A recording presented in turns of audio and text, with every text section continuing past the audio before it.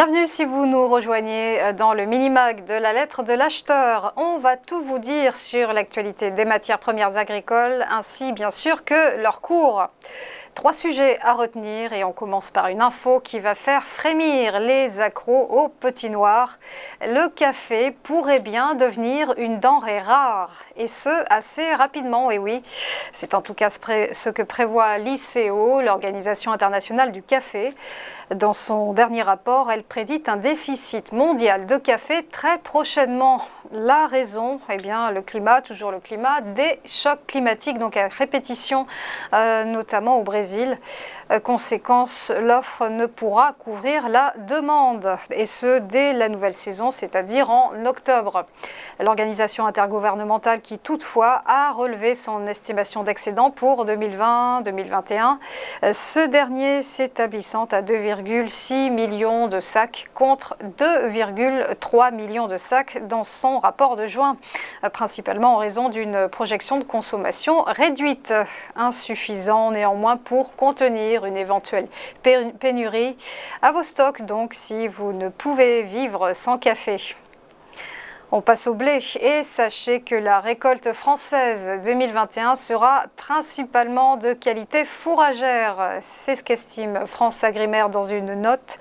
Seulement 39% des blés tendres dépassent le poids spécifique de 76 kg par hectolitre à l'entrée des silos. Cela signifie aussi un volume exportable limité de blé depuis l'Hexagone. Les organismes de collecte se préparent donc à réaliser un gros travail de tri. En blé dur également, la qualité ne sera pas au rendez-vous.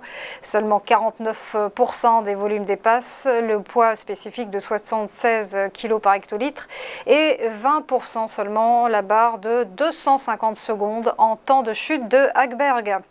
Compte tenu de la mauvaise récolte canadienne, ce marché est des plus tendus, note Agritel. Enfin, on termine par la betterave qui a souffert d'un été peu frais et peu ensoleillé. 35 à 40% de soleil en moins, ça ne vous a pas échappé. Les betteraves françaises accusaient donc un retard équivalent à 8 jours de croissance au 26 août.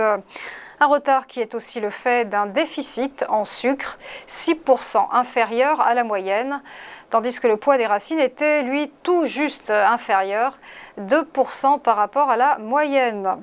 Concernant les maladies, on note la présence de cercosporiose, mais aussi de jaunisse bien présente cette année, certes moins qu'en 2020, mais plus qu'en 2019. Les meilleurs rendements sont attendus dans la Somme, l'Oise, le Pas-de-Calais, le Nord-Pas-de-Calais donc et l'Aisne. Le rendement français, lui, sera donc tributaire de l'ensoleillement à venir. Voilà, c'est tout pour l'actu, un jingle et on se retrouve juste après pour l'interview.